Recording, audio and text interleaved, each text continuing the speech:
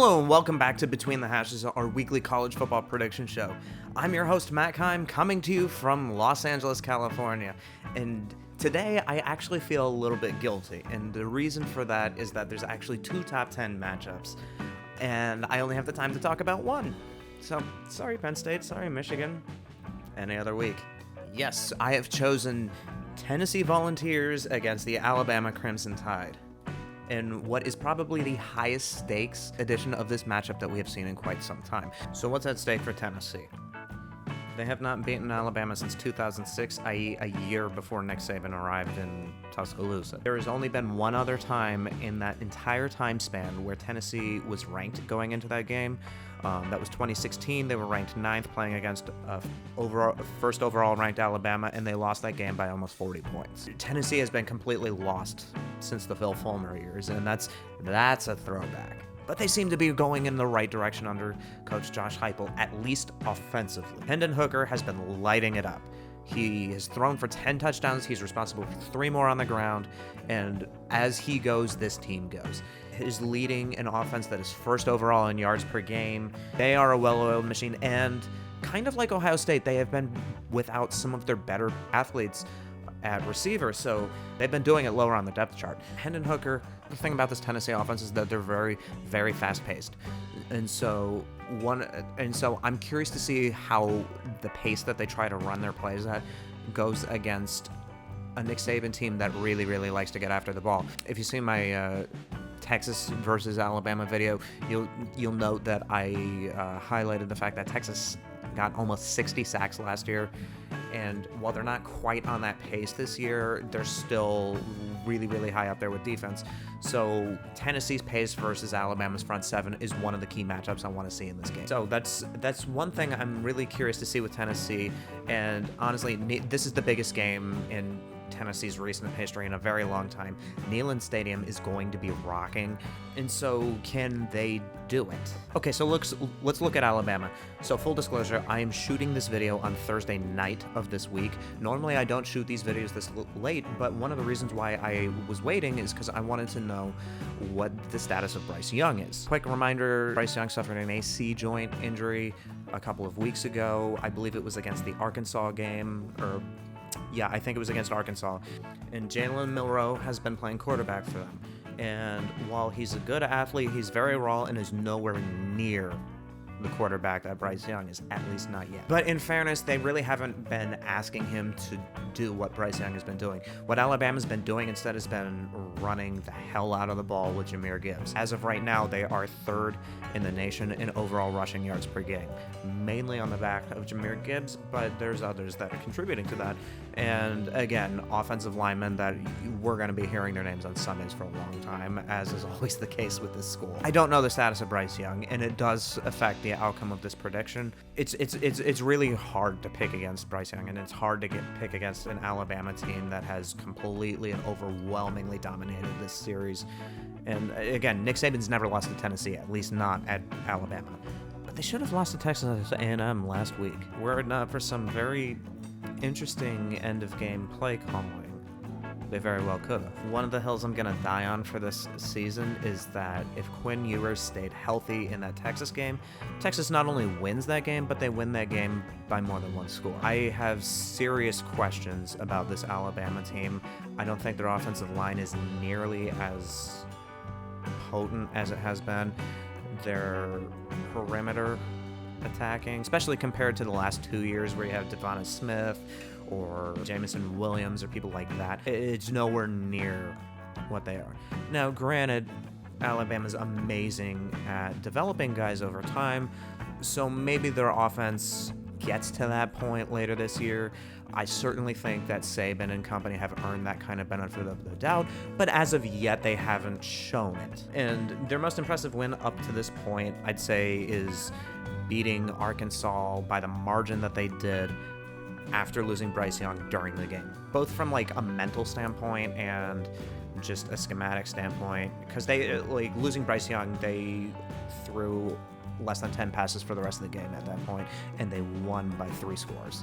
That's It's hard to argue against. Another thing that I think is going to be a factor is that the two of the most penalized teams in college football right now. Both are above 8 penalties a game, and Alabama had a disastrous 15 or 16 penalties called against them in the Texas game. Now, am I putting too much stock in a week 2 game that was on the road very early in the season? Maybe, but there have been a lot of moments in that game that gave me concern. Alabama's offensive matchup is something I'm very curious to see because, again, almost 260 yards per game on the ground, and that strength is going to be tested against Tennessee's main defensive strength. So Tennessee is 11th overall in defending the run. The two offensive matchups are going to be strength versus strength, and Will Anderson versus that Tennessee front, or Jahmyr Gibbs versus the Tennessee front seven. Here's where the Bryce Young injury really makes a difference. Tennessee is almost dead last in defending the pass. They're 128th in giving up almost 300 yards in passing. Guys are having season highs against this team every single week. And Pitt loses Slovis halfway through their game against Tennessee, and their backups take it to double overtime or whatever it was. And so if Bryce Young plays, what's he gonna look like? But even if he doesn't, this isn't the worst defense for a guy like Milroe to play. And so it's kind of hard to pick Tennessee knowing that is a huge weakness. Having said that, I think this is Alabama's biggest test until they play maybe Ole Miss or any of the Mississippi schools. But I think Tennessee just might be up for this game. Again, even if Bryce Young plays, is he going to be 100%? Shoulder injuries like that don't just go away after 2 weeks. Is he even gonna play? I don't know. So I'm gonna qualify my prediction here this week. Actually, you know what? No, I'm not. I think Tennessee wins either way.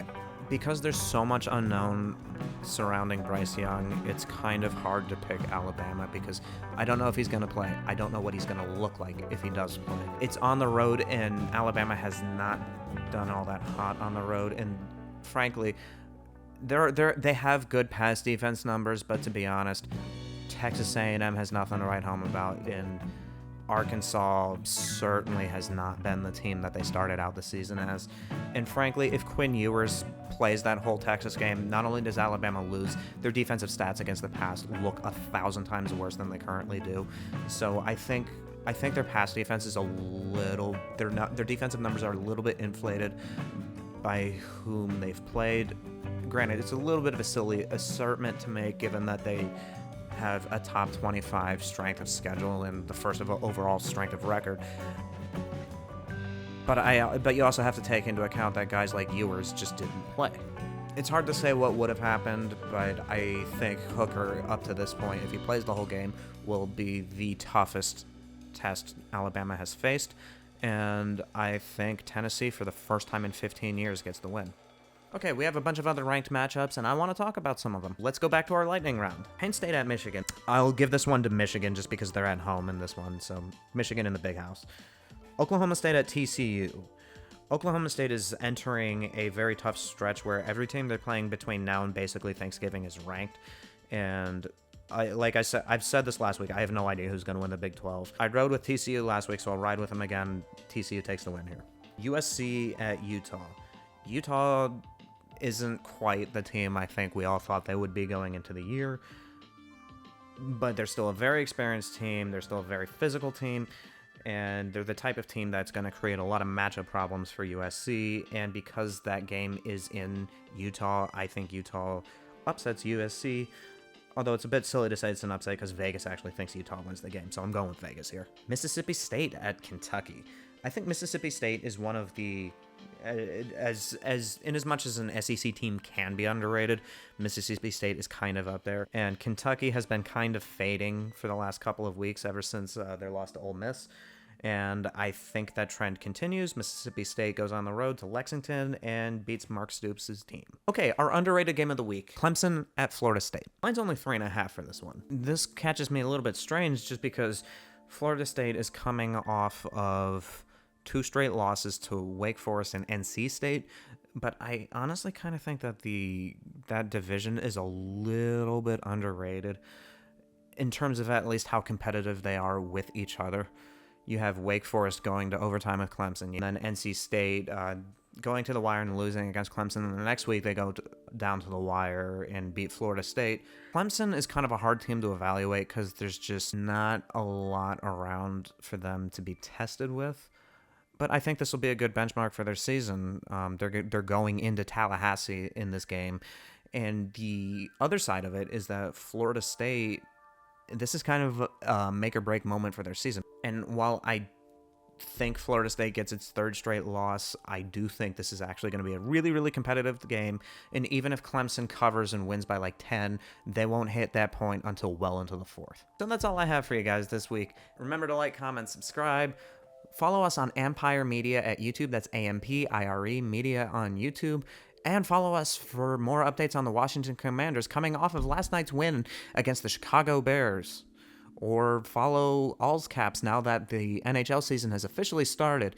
All's Caps hosted by former Capitals defenseman Carl Alzner and AP hockey writer Steve Wino. You can find all that and more at Empire Media on YouTube. Thanks and enjoy the games.